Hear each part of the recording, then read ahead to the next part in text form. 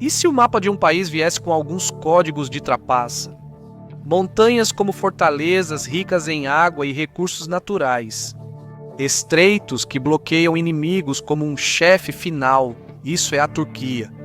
O chefe final da geografia, e por 2000 anos, esse mapa vem apagando impérios. E se você gostou desses vídeos semanais, aperte o botão de inscrever-se, principalmente para eu poder fingir que isso conta como sair de casa, por assim dizer. Dê uma olhada aqui, este é o Planalto da Anatólia, no centro da Turquia. É o coração do país, indo das planícies litorâneas do Mar Egeu ao leste, onde se unem as montanhas Pontica e Taurus. A capital Ankara está no noroeste do Planalto. Veja um mapa populacional da Turquia e note a alta concentração ao redor da capital. Isso equivale a 19% da Turquia, com 58.300 milhas, ou 151 mil quilômetros quadrados. Mas antes, não parece um lugar para ser sede de um império. O Planalto da Anatólia pode ser difícil. Chove pouco no verão, por isso a precipitação média anual na Anatólia Central é de cerca de 16 polegadas, 40 centímetros, mas esse valor pode variar muito. E ainda assim, a região central da Anatólia é a maior área agrícola do país, e isso porque não é completamente seca. No inverno faz frio e neva, com médias entre 26,6 e 32 graus Fahrenheit, menos 3 a 0 graus Celsius. É aí que entra a bênção geográfica. A neve sempre derrete, a água penetra no solo. Então, na primavera, a Anatólia Central fica úmida. A Anatólia foi uma das primeiras regiões fora do crescente fértil a adotar a agricultura, iniciando por volta do 9º milênio a.C. E isso não ocorreu só pela proximidade com os primeiros centros agrícolas. Solo fértil, clima variado e água abundante foram essenciais. O governo turco ainda aproveita ao máximo os recursos naturais. 1/3 do trigo do país vem da Anatólia Central.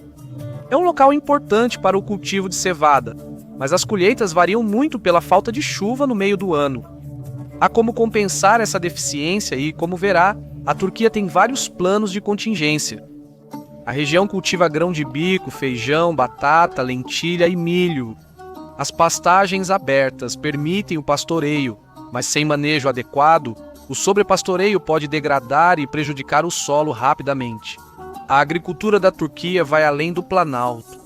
Veja de novo o mapa populacional e note que a área mais densamente povoada do país está no oeste, próxima ao mar. Essas faixas de terra também são intensamente cultivadas. Além das culturas do Planalto, a Turquia lidera mundialmente na produção de avelãs, uvas passas, damascos e orégano, caso falte tempero para a pizza. No total, metade das terras da Turquia é agrícola. O setor emprega 15% da força de trabalho da Turquia, responde por 10% das exportações e 5% do produto interno bruto. Historicamente, a Turquia foi um dos poucos lugares autossuficientes na produção de alimentos. E isso continua sendo verdade para muitas culturas, como frutas, vegetais e até açúcar, mas, nos últimos anos, o país se tornou importador líquido de alimentos básicos importantes como o trigo. Rússia e Ucrânia são fornecedores vitais desse produto, o que é uma das razões pelas quais a Turquia intermediou um acordo de grãos entre eles. Depender da Rússia para alimentos é como pedir a uma criança segurar seu sorvete. O desfecho é previsível. E para a Turquia isso não é uma boa ideia. Moscou e Ankara podem até fazer negócios hoje, mas a história entre elas é na maior parte de séculos de confrontos, com a Rússia geralmente levando a melhor. A geografia da Turquia, em teoria, garantiria segurança alimentar. Seu território sudeste tem a vantagem de estar no crescente fértil, que é basicamente o celeiro da humanidade. Nos anos 1970, Ankara iniciou o projeto de desenvolvimento do sudeste da Anatólia. Foi um grande plano para 22 barragens e 19 usinas hidrelétricas que eletrificariam cidades e quase duplicariam as terras agrícolas. Imagine a represa Hoover, só que muito mais poderosa. Mas a política, disputas e atrasos transformaram a grande visão em um projeto inacabado. 50 anos depois, continua sendo mais promessa que realidade, embora já existam alternativas. Além de uma forte base agrícola, a geografia da Turquia tem outra vantagem. Ela possui um litoral de quase 5.200 milhas, ou 8.400 quilômetros de extensão. E não é qualquer litoral. Isso dá à Turquia mais duas vantagens. A primeira é simples. Um país com grande litoral tem amplo acesso à pesca, mas a indústria pesqueira da Turquia não é líder mundial. Em 2022, foi a 31ª indústria pesqueira mais valiosa do mundo, com quase 8,5 milhões de toneladas em valor de produção. Isso fica bem atrás da líder mundial China, que produziu 88,6 milhões de toneladas naquele ano. A Coreia do Norte produziu cerca de 40 mil toneladas a mais que a Turquia. Não é só o tamanho, mas o que você faz com ele. Em 2023, a Turquia exportou peixes por 428 milhões de dólares e importou apenas 23 milhões. Compare com a China, maior exportadora mundial, mas importadora líquida de peixes. Se necessário, a Turquia usaria seu litoral para reforçar a segurança alimentar, mas os peixes são apenas um objetivo secundário. Alguns trechos do litoral são bons para pegar um bronzeado. Mas os turcos, controlar o Bósforo e os Dardanelos é como ser o segurança da balada mais movimentada do mundo. Ninguém entra ou sai sem a permissão deles.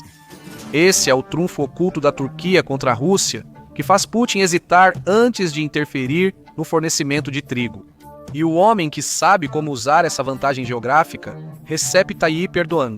Ele é o líder mais influente da Turquia desde Atatürk. Enquanto Atatürk buscou o Ocidente para criar uma democracia liberal, Erdogan mudou totalmente o caminho. Sob seu comando, a Turquia adotou militarismo, nacionalismo e nova arrogância imperial. A decisão dele de tornar a Hagia Sofia mesquita de novo foi basicamente uma continuação do Império Otomano, só que mais barulhenta, chamativa e com orçamento maior. Erdogan é controverso, mas também é um mestre em usar a geografia da Turquia como arma. Montanhas como muralhas, mares como rodovias e estreitos como gargalos. São as ferramentas em que impérios confiaram por 2000 anos. A diferença é que ele usa drones, oleodutos e bases avançadas. Para muitos, a Turquia moderna já se mostra um neo-império, expandindo-se para locais inesperados. Embora Erdogan goste de receber todo o crédito, não pode. A Anatólia tem sido o coração pulsante de impérios por séculos. Em 2022, a geografia lhe deu a chance de provar isso.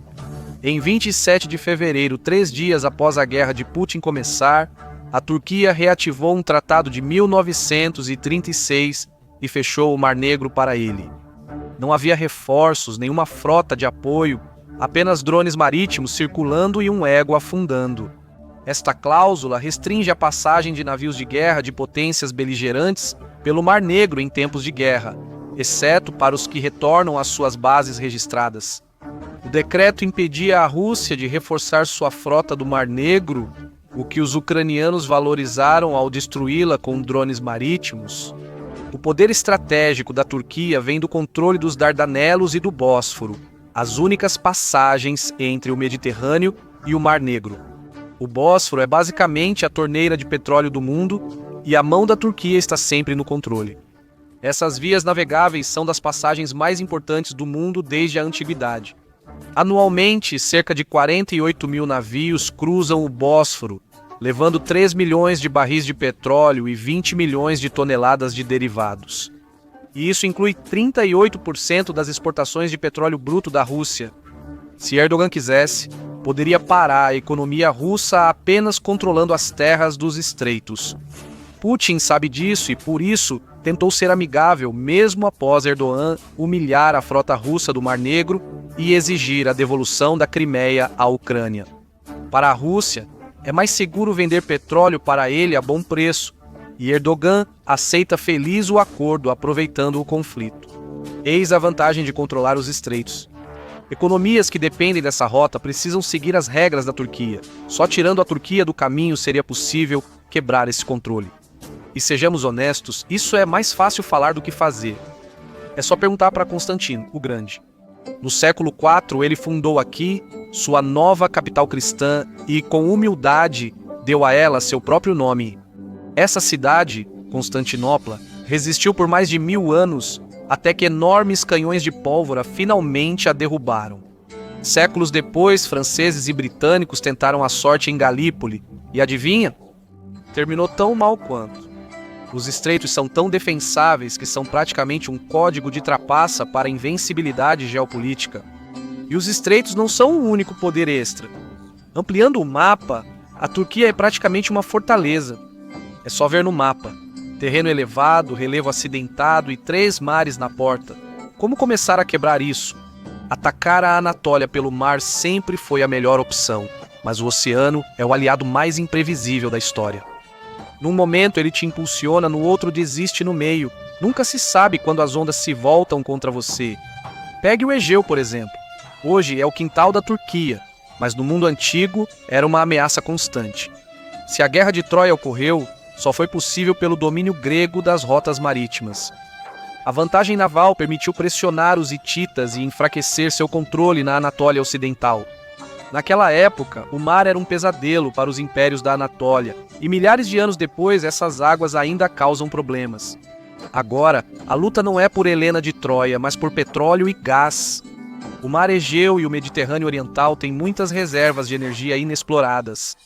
Em 2020, a Turquia enviou um navio para buscar petróleo e gás perto de sua costa sul. Havia apenas um problema. Essas águas estavam próximas da ilha grega de Castelorizo, que Atenas considerava seu território, com zona econômica exclusiva de 200 milhas náuticas. Isso está de acordo com o direito marítimo internacional, mas os turcos ficaram naturalmente irritados. A ilha está a 1,2 milhas da costa deles. As marinhas da Turquia e Grécia ficaram frente a frente por semanas, com Atenas ciente das intenções de Ankara. No ano anterior, a Turquia enviou navios de pesquisa sísmica a águas contestadas. Existem recursos valiosos no Mediterrâneo Oriental e Erdogan está ansioso para desenvolvê-los para si mesmo. Os gregos mantiveram vigilância rigorosa até o ápice, quando uma fragata grega colidiu com uma turca. França, Israel e Egito intervieram, expressando sua preocupação com a Grécia, e a Turquia teve que recuar. Esse apoio estrangeiro indica como o equilíbrio de poder muda na região. Os países tendem a formar coalizões quando temem o crescimento do poder de outro país. Esse é o caso no Mediterrâneo Oriental. O mar, antes perigoso, torna-se aliado da Turquia moderna com o reforço militar ambicioso.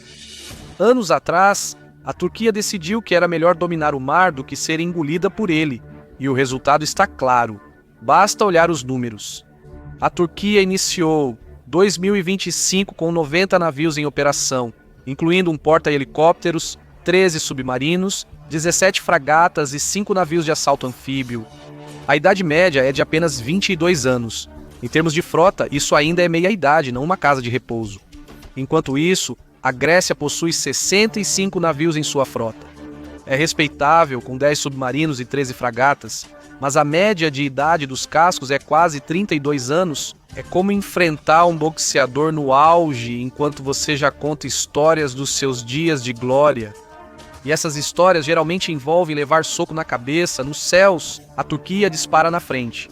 A Turquia possui quase 1.100 aeronaves contra 558 da Grécia. Só se aproximam os caças, 201 contra 178, mas em todo o resto de aviões de transporte a treinadores, reabastecedores e helicópteros, a Turquia domina. Depois, há os drones, o verdadeiro divisor de águas da Turquia. Você já deve ter visto o Bayraktar TB2 nas notícias sobre a Ucrânia, mas ele é apenas o principal destaque. A Turquia tem mais de 150 drones, de reconhecimento, bombardeiros, kamikazes, tudo o que imaginar. O novo TB3 pode ser lançado de navios de assalto, convertendo-os em porta-aviões econômicos. Em seguida vem o caça de quinta geração da Turquia, o TAITF, Kan. É a aposta para jogar na mesma liga que o F-35. A Turquia ainda não aproveitou os recursos do leste do Mediterrâneo. Ainda não. Mas com uma marinha tão forte, pressionar Ankara no mar não é tarefa fácil. Por isso, a Grécia depende de apoio externo. Sem ele, a balança favorece a Turquia. E tem mais uma coisa que esse país fortaleza tem a seu favor. Digamos que você está construindo uma marinha. O poder naval é mais eficaz com apoio geográfico terrestre. Os Estados Unidos exemplificam esse poder atualmente. Cercado por 2 oceanos que o afastam de rivais, ele pode manter uma marinha que projeta força longe de casa. O poder naval também funciona melhor quando está concentrado. A China espera que sua marinha um dia supere a dos Estados Unidos, não em poder absoluto, mas em sua vizinhança. Os Estados Unidos da América têm compromissos globais, enquanto a China pode focar todo o seu poder naval na região crucial para seus interesses. Para os turcos, a geografia oferece a oportunidade de fazer ambas as coisas. Ao norte do Bósforo fica o Mar Negro.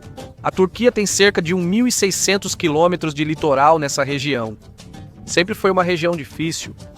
Esse cruzamento marítimo é disputado por grandes potências desde a antiguidade.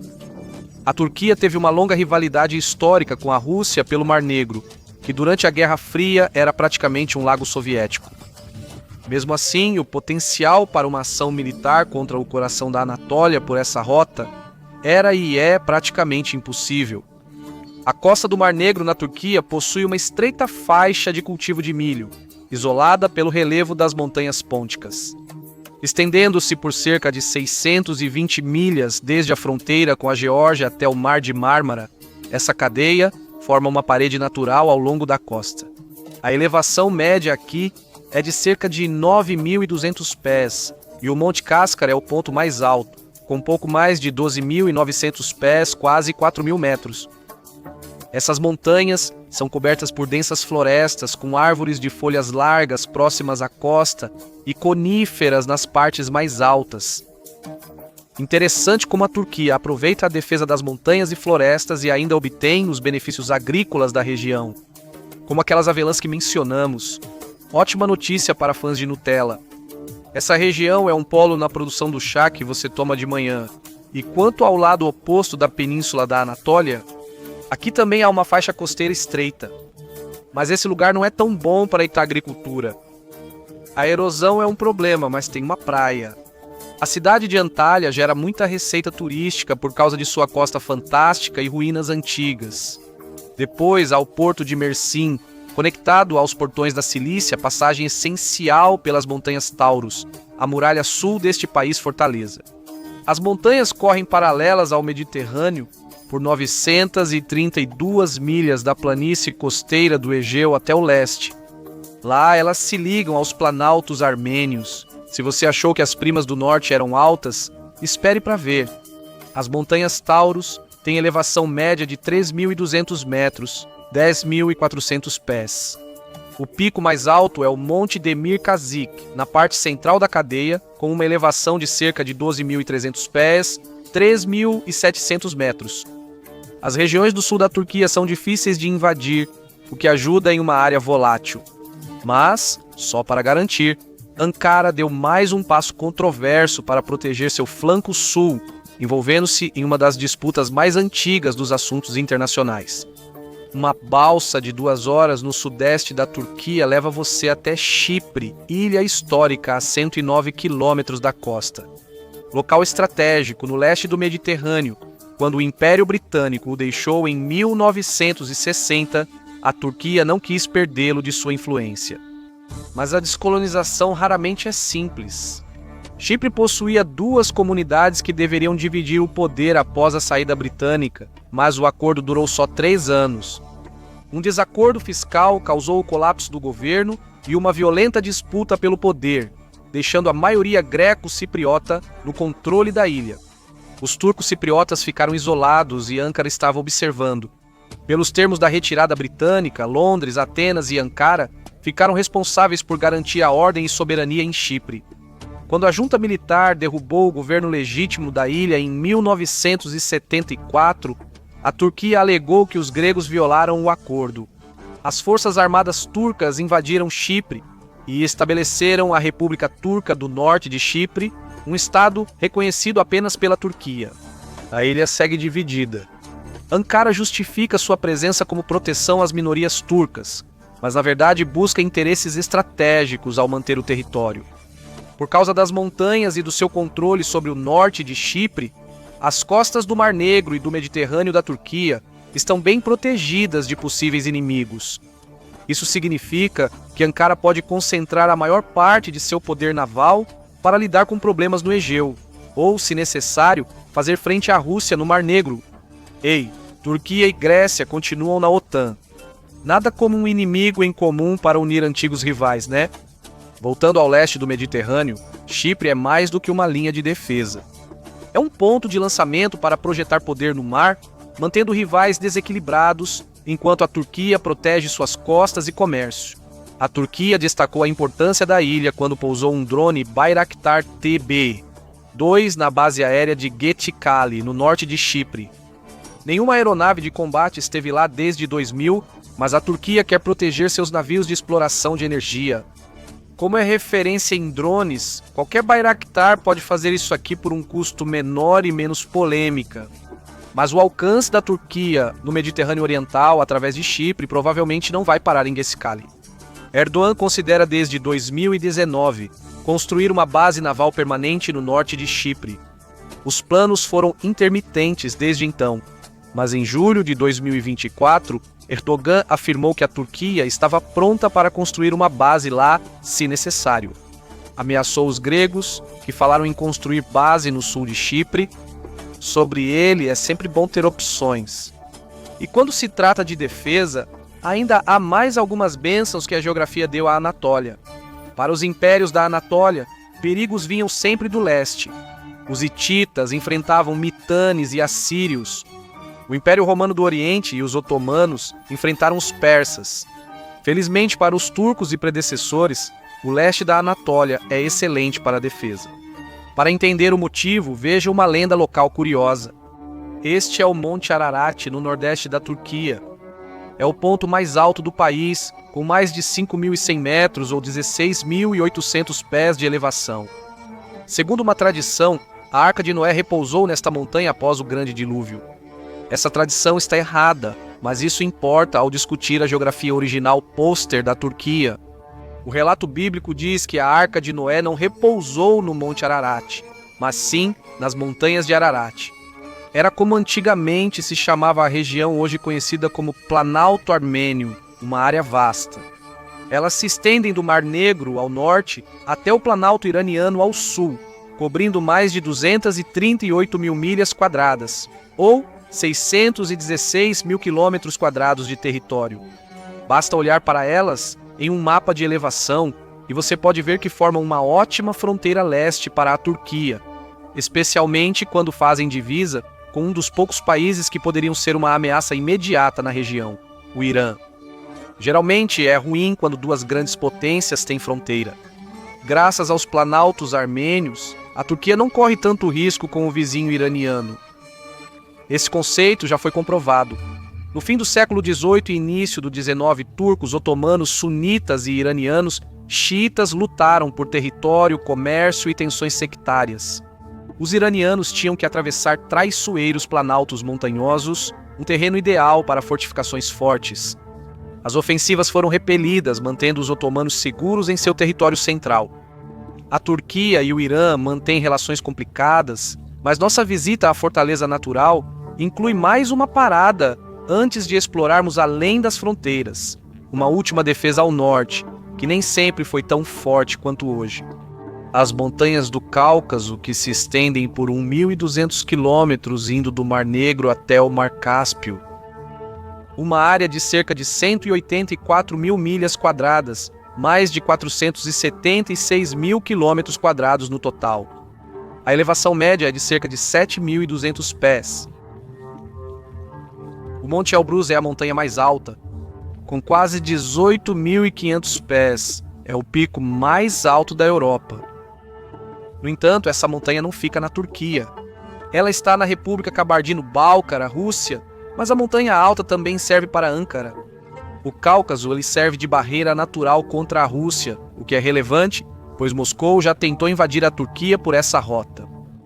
A Turquia perdeu Kars para a Rússia na Guerra Russo-Turca de 1877 a 78, mas a recuperou após a Primeira Guerra Mundial. Esse é o valor de uma zona de amortecimento montanhosa. É bem menos provável que avancem o bastante para grandes exigências territoriais.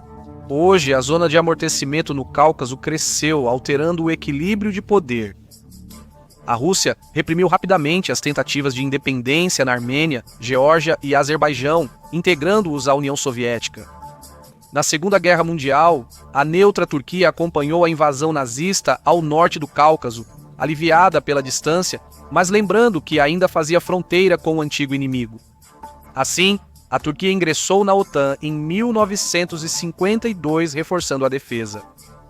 O tempo tem favorecido a Turquia. O domínio de Moscou sobre o Cáucaso ruiu rapidamente após o fim da União Soviética, resultando em 4 estados independentes nas montanhas. A Geórgia atua como tampão ao norte, enquanto a Rússia controla só o norte do Cáucaso e usa regimes fantoches em território georgiano para tentar recuperar influência. Existe também o Azerbaijão no Cáucaso, o que é ainda melhor para Ankara. Falaremos sobre isso em breve. Antes de chegarmos, precisamos comparar a Turquia com um velho inimigo. Nossa análise da fortaleza Turquia mostra como ela é protegida em 3 lados pelo mar e por cadeias de montanhas logo depois dele. Quando se trata de ser uma grande potência, é isso que separa a Turquia de seu rival histórico, a Rússia. Para Erdogan e Putin, atacar é a melhor defesa, mas partem de posições bem diferentes. Putin invadiu a Ucrânia para tentar reviver o Império Russo e a União Soviética, motivado pelas extensas fronteiras europeias da Rússia. Mas as fronteiras da Turquia são protegidas. Diferente da Rússia, a geografia da Turquia potencializa sua força. Isso permite que Erdogan estenda sua influência no exterior de uma forma muito mais econômica. Veja, as características do mapa podem ser estáveis, mas suas fronteiras não. Essas mudam com frequência, e o poder das nações por trás delas muda ainda mais rápido. No século XXI, a Turquia tem força relativa, enquanto seus vizinhos enfraqueceram. Os gregos incomodam a Turquia, mas na Ásia, Ankara vive sua melhor chance em séculos. A Turquia aproveita sua posição para ampliar a zona de proteção na região, trazendo mais riqueza para a Anatólia. As guerras otomano-iranianas ficaram no passado, mas Turquia e Irã ainda compartilham uma fronteira e mantêm uma relação tensa como vizinhos. As relações estão mais calmas hoje, mas quando a Guerra Civil Síria começou em 2011, os dois tinham interesses distintos. Para a Turquia, a instabilidade próxima era um pesadelo. A guerra ameaçava se espalhar para terras agrícolas férteis, deixando Ankara em alerta máximo. Os temores se mostraram reais. Milhões de refugiados atravessaram a fronteira, mas para Erdogan, a maior preocupação não eram os refugiados. Havia o risco de reabrir uma antiga divisão étnica.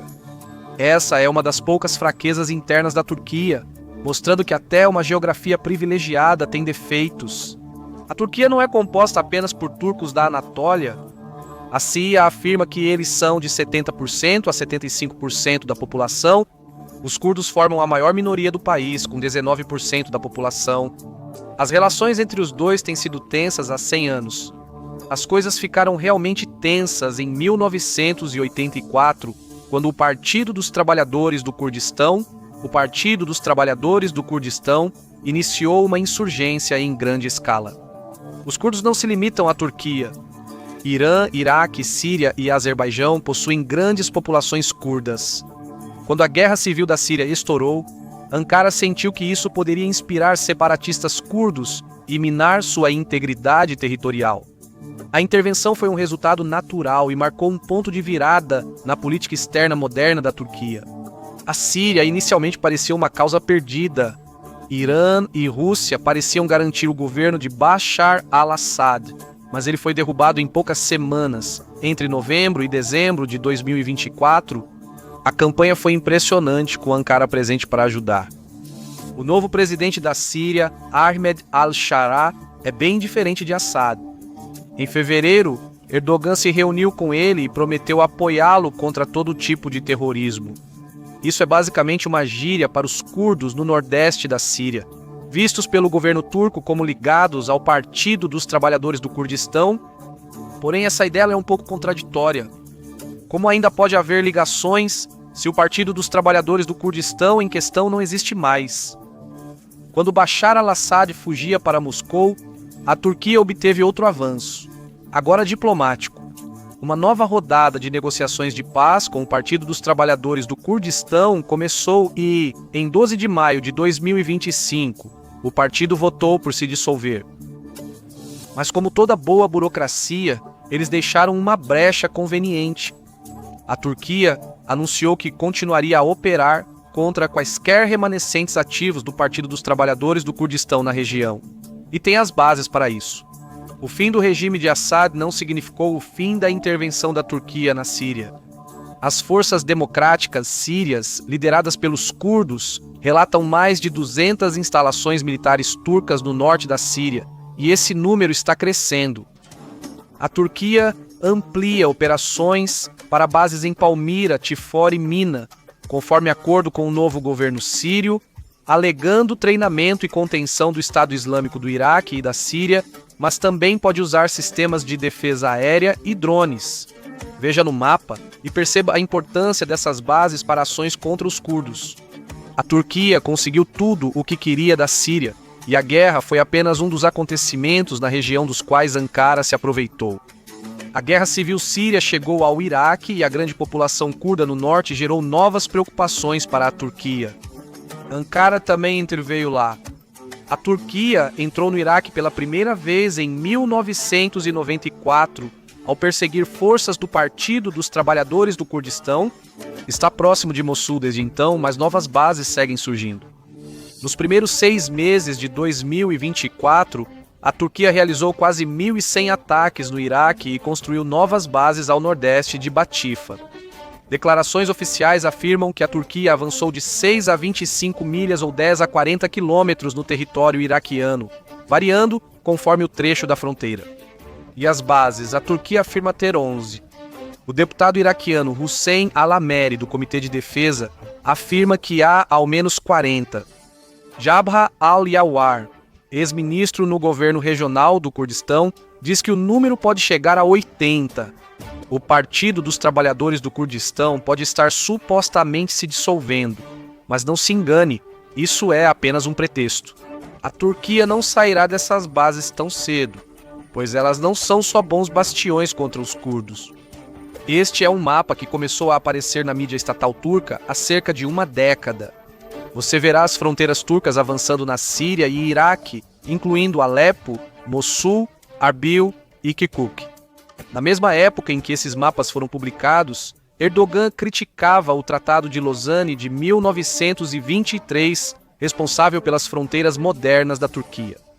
Ele afirmou que o país ficou pequeno, desconsiderando territórios históricos e turcos étnicos locais.